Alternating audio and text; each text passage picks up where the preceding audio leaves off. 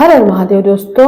आशा करते हैं कि आप लोग कुशल मंगल होंगे, खुश होंगे, मुस्कुराते होंगे। महादेव की कृपा सदैव आप पर बनी रहे। पिछला एपिसोड जो था वो था 22वें अध्याय का। और 22वें अध्याय में आपने देखा था कि जब माता सती को घर बनाने की इच्छा होती है तो वो महादेव जी के पास जाती है और महादेव उन्हें बहुत अच्छे अच्छे ऑप्शन देते हैं और हर पर्वत का वो एक विशेष वर्णन करते हैं। और उसमें ही कैलाश पर्वत का भी वो बहुत सुंदर वर्णन करते हैं कि सच में कैलाश पर्वत शायद वैसा ही है और इसीलिए आज तक उस पर कोई चढ़ नहीं पाए क्योंकि वो महादेव का निवास स्थान है। तो चलिए अब हम लोग जो है अगले अध्याय में बढ़ रहे हैं और ये अपना जो अध्याय है वो है 23वां अध्याय। उससे पहले आप चैनल को जरूर सब्सक्राइब कर लीजिए क्योंकि एक भी अध्याय आप मिस न करें और बहुत सारी जानकारी, बहुत सारी चीजें आपको इस चैनल पर एक ही प्लेटफॉर्म पर आपको सारी जानकारी मिलती है। तो आप चैनल को सब्सक्राइब जरूर करिएगा और हाँ, कमेंट में हर हर महादेव जरूर लिखिएगा। तो चलिए शुरू करते हैं। हम लोग महाशिवपुराण रुद्र संहिता सती खंड का 23वां अध्याय क्या कहता है। तो सती के पूछने पर शिव द्वारा भक्ति की महिमा तथा नवदा भक्ति का निरूपण है। तो ब्रह्मा जी बोले, हे मुनि, इस प्रकार शंकर जी के साथ विहार करके वे सती काम से संतुष्ट हो गई और उनके मन में वैराग्य उत्पन्न हो गया। एक दिन की बात है, देवी सती एकांत में भगवान शंकर से मिली और उन्हें भक्ति पूर्वक प्रणाम करके दोनों हाथ जोड़कर खड़ी हो गए।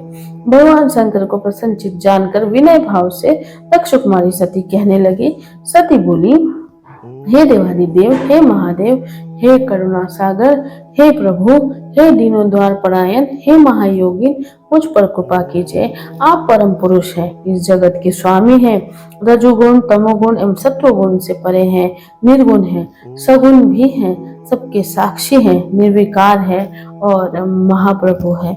मैं धन्य हूँ जो आपकी कामिनी और आपके साथ सुंदर विहार करने वाली आपकी प्रिया हूँ। हे स्वामी, हे हर, आप अपने भक्त वत्सला के कारण ही मेरे स्वामी हुए। हे नाथ, मैंने आपके साथ बहुत दिनों तक विहार किया। हे महेशान, इससे मैं संतुष्ट हो गई हूँ।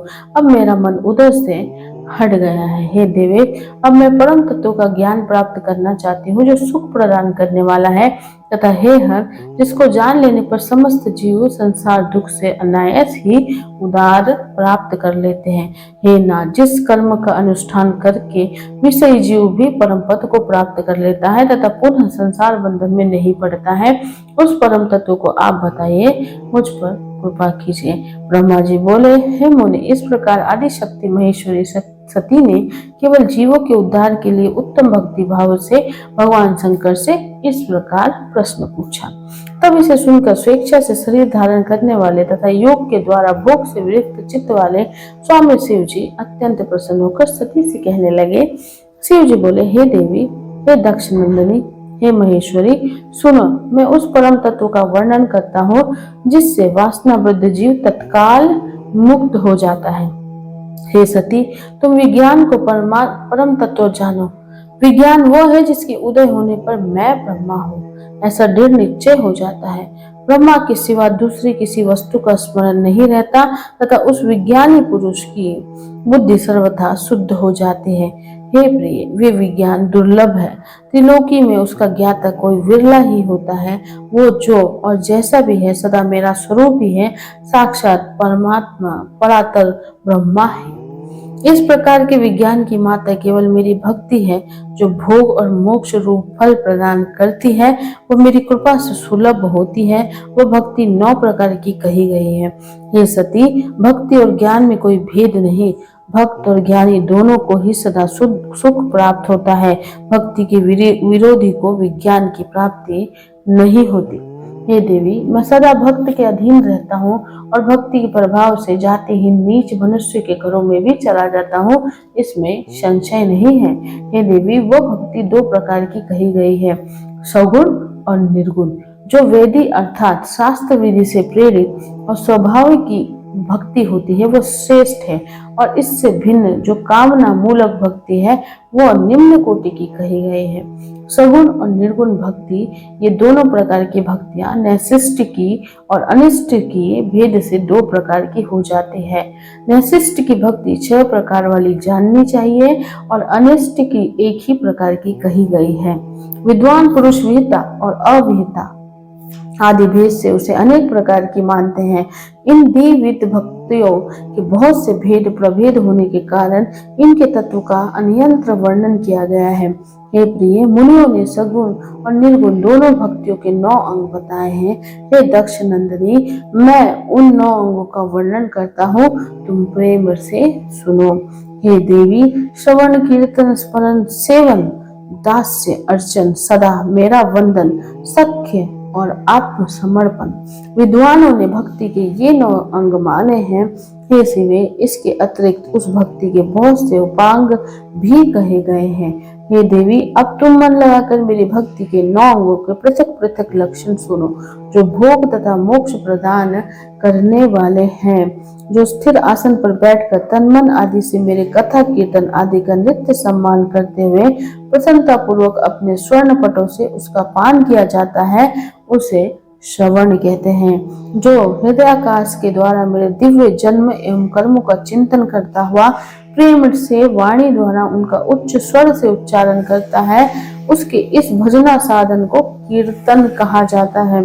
हे देवी, मुझे नित्य महेश्वर को सदा और सर्वत्र व्यापक जानकर संसार में निरंतर निर्भय रहने को स्मरण कहा गया है। ये निर्गुण स्मरण भक्ति है। अरुणोदय काल से प्रारंभ शयन पर्यंत तत्पर चित्त से निर्भय होकर भगवत विग्रह की सेवा करने को स्मरण कहा जाता है। ये सगुण स्मरण ही भक्ति है। इस समय सेवे की अनुकूलता का ध्यान रखते हुए हृदय और इंद्रियों से जो निरंतर सेवा की जाती है, वही सेवन नामक भक्ति है। अपने को प्रभु का किंकर समझकर हृदयामृत के भोग से स्वामी का सदा प्रिय संपादन करना दास्य कहा गया है।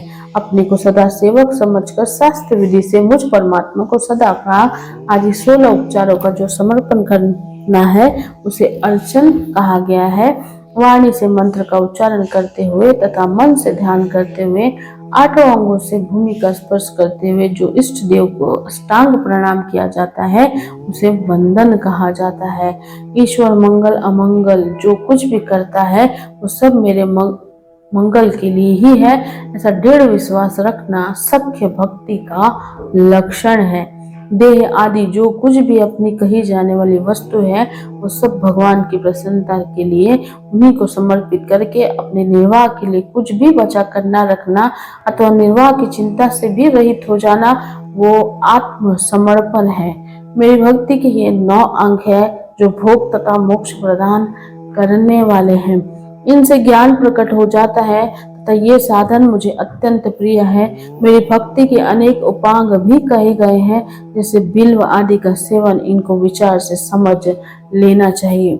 हे प्रिय, इस प्रकार मेरी सांगोपांग भक्ति सबसे उत्तम है। ये ज्ञान वैराग्य की जननी है और मुक्ति इसकी दासी है। हे देवी, भक्ति सर्वदा सभी कर्मों के फलों को देने वाली है। ये भक्ति मुझे सदा तुम्हारे सम्मान ही प्रिय है। जिसके चित्त में नित्य निरंतर ये भक्ति निवास करती है, वो मुझे अत्यंत प्रिय है। हे देवेशी, तीनों लोकों और चारों युग में भक्ति के समान दूसरा कोई सुखदायक मार्ग नहीं है। कलयुग में तो ये विशेष सुखद एवं सुविधाजनक है, क्योंकि कलयुग में प्राय ज्ञान और वैराग्य दोनों ही ग्राहक के अभाव के कारण वृद्ध, उत्साह शून्य और जर्जर हो जाते हैं। परंतु भक्ति कलयुग में तथा अन्य सभी युगों में भी प्रत्यक्ष फल देने वाली है। भक्ति के प्रभाव से मैं सदा भक्त के वश में रहता हूँ, इसमें संदेह नहीं है। संसार में जो भक्तिमान पुरुष है, उसकी मैं सदा सहायता करता हूँ और उसके कष्टों को दूर करता हूँ। उस भक्त का जो शत्रु होता है, वो मेरे लिए दंडनीय है, इसमें संशय नहीं है। हे देवी, मैं अपने भक्तों का रक्षक हूँ। भक्त की रक्षा के लिए ही मैंने कुपित होकर अपने नेत्र जनित अग्नि से काल को भी भस्म कर डाला था। हे देवी, भक्त की रक्षा के लिए मैं पूर्व काल में सूर्य पर भी अत्यंत क्रोधित हो उठा था और मैंने त्रिशूल लेकर सूर्य को भी जीत लिया था। हे देवी, मैंने भक्त के लिए सैन्य सहित रावण को भी क्रोध पूर्वक त्याग दिया और उसके प्रति कोई पक्षपात नहीं किया। हे देवी, भक्तों के लिए ही मैंने कुमित से ग्रस्त व्यास को नंदी द्वारा दंड दिलाकर उन्हें काशी के बाहर निकाल दिया था। हे देवेशी, बहुत कहने से क्या लाभ, मैं सदा ही भक्त के अधीन रहता हूँ और भक्ति करने वाले पुरुष के अत्यंत वश में हो जाता हूँ, इसमें संदेह नहीं है। ब्रह्मा जी बोले, हे नारद, इस प्रकार भक्ति का महत्व सुनकर दक्ष कन्या सती को बड़ा ही हर्ष हुआ और उन्होंने अत्यंत प्रसन्नता पूर्वक भगवान शिव को मन ही मन प्रणाम किया। हे मुने, देवी सती ने पुनः भक्ति विषय एक शास्त्र के विषय में बड़े आदर पूर्वक पूछा, जो लोक में सुखदायक तथा जीवों के उद्धार का साधन है। हे मुने, उन्होंने यंत्र मंत्र शास्त्र, उनके महत्व तथा अन्य जीवोद्धारक धर्ममय साधनों के विषयों में विशेष रूप से जानने की इच्छा प्रकट की। सती के इस प्रश्न को सुनकर शंकर जी के मन में बड़ी प्रसन्नता हुई। उन्होंने जीवों के उद्धार के लिए सब शस्त्रों का प्रेम पूर्वक वर्णन किया। महेश्वर ने पांचों अंग सहित तंत्र शास्त्र, यंत्र शास्त्र तथा भिन्न भिन्न देवेश्वरों की महिमा का वर्णन किया। हे मुनीश्वर, महेश्वर ने कृपा करके इतिहास कथा सहित उन देवताओं के भक्तों की महिमा, वर्णाश्रम धर्म, राजधर्म, पुत्र और स्त्री के धर्म की महिमा, कभी नष्ट ना होने वाले वर्णाश्रम, जीवों को सुख देने वाले वैदिक शास्त्र एवं ज्योतिष शास्त्र, उत्तम समुद्री शास्त्र तथा अन्य भी बहुत से शास्त्रों का तत्व वर्णन किया। इस प्रकार लोकोपकार करने के लिए समुद्र गुण संपन्न, सद्गुण संपन्न शरीर धारण करने वाले, तीनों लोगों को सुख देने वाले सर्वज्ञ परम ब्रह्मा स्वरूप शिव और सती ने हिमालय पर्वत के कैलाश शिखर पर तथा अनन्याय स्थानों में अनेक प्रकार की लीलाएं की। और इस प्रकार शिव महापुराण के अंतर्गत द्वितीय रुद्र संहिता के द्वितीय सती खंड में भक्ति के प्रभाव का वर्णन नामक 23वां अध्याय पूर्ण हुआ। हर हर महादेव, हर हर शंभो। सो दोस्तों, आपने 23वें अध्याय में बहुत ही सुंदर बात कही है। महादेव ने, उन्होंने अपने 9 प्रकार की जो भक्ति है उस भक्ति को उन्होंने डिवाइड किया है और बहुत सुंदर वर्णन उनका किया है।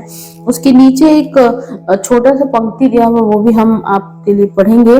दोनों चरणों, दोनों हाथों, दोनों जानुओं, वक्ष स्थल, सिर, मण, वाणी तथा भक्ति भाव मंतार से दृष्टि से इस प्रकार 8 अंगों से भूमि पर दंड की भांति लेट कर जो प्रणाम किया जाता है वो अष्टांग प्रणाम कहलाता है। तो दुर्भाग्य पद्म्या च चानोभ्य मूर्छा शीर्षा तथा मनसा वचसा भक्त्या प्रणामोष्टांग इति आचार्येन्दु नरसिंह पुराण का ये वचन है। तो इसमें ये आपको बताया गया है कि अष्टांग प्रणाम जो होता है, मतलब जब भगवान को अष्टांग प्रणाम करते हैं तो वो क्या है।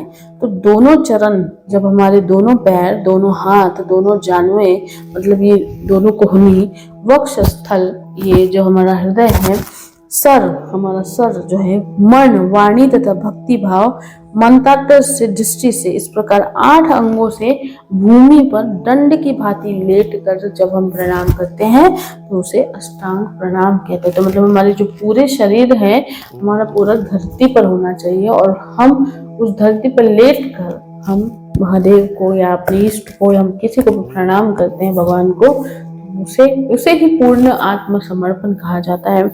ये एक मतलब ये जो एक अध्याय था ना, इसमें हमें ये एक लाइन जो थी, 2-4 लाइनें जो हमने पढ़ी, ये हमको बहुत ही आत्मसमर्पण वाली जो थी, जिसमें आपको फिर से पढ़ के हम बताते हैं, देह आदि कुछ भी अपनी कही जाने वाली वस्तु है वो सब भगवान की प्रसन्नता के लिए उन्हीं को समर्पित करके अपने निर्वाह के लिए, मतलब अपनी जो इनकम है के लिए कुछ भी बचा कर ना रखना, मतलब अपने इनकम के लिए कुछ भी बचा, जो लोग सेविंग सेविंग सेविंग चिल्लाते हैं ना, उनके लिए कि कुछ भी बचा कर ना रखना, अतः निर्वाह की चिंता से भी रहित हो जाना। तो हमारे पास सेविंग तो है नहीं, बट हमारा निर्वाह कैसे होगा, उसकी भी चिंता ना करना, वो सब कुछ भी अपने इष्ट को समर्पित कर देना, वही होता है सच्चा आत्मसमर्पण। और जब आप ये आत्मसमर्पण करते हैं तभी मिलते हैं आपको ईश्वर। लेकिन ये आत्मसमर्पण कर पाना सबके बस की बात नहीं है। सबके क्या, मोस्ट ऑफ लोगों की बस की बात नहीं है। 90% लोग ये नहीं कर पाते, 10% लोग कर पाते हैं, अगर वो इस तरह अध्यात्म के राह पर चले। अध्यात्म यही तो सिखाता है आपको, पूर्ण आत्मसमर्पण। ईश्वर भी यही तो बताते हैं आपको, पूर्ण आत्मसमर्पण। इस दुनिया में हम कुछ लेकर नहीं आए, इस दुनिया से हम कुछ लेकर नहीं जाएंगे। हम यहाँ पे सिर्फ कर्म करने तो आए हैं, तो फिर हम किस चीज की चिंता करते हैं। कहाँ से आएंगे पैसे, कहाँ से जाएंगे पैसे, कैसे होगा, अरे मेरे पास इतना पैसा है तो मैं इसे कहाँ छुपाऊँ, यार सेविंग नहीं होगी तो मेरा जिंदगी का क्या होगा। ये सब जो चिंताएं हैं ना, इसकी वजह से आप आत्मसमर्पण नहीं कर पाते और जिंदगी भर आप भटकते रहते हैं, जिंदगी भर आप डरते रहते हैं। तो ये लाइनें बहुत सुंदर थी इस अध्याय में। आई होप कि आपको जरूर एकदम अच्छा लगा होगा। हम मिलेंगे आपसे अगले अध्याय में एक नए अध्याय के साथ। तब तक अपना बहुत बहुत ख्याल रखिए और हाँ, सब्सक्राइब करना मत भूलिएगा, कमेंट करना मत भूलिएगा। हर हर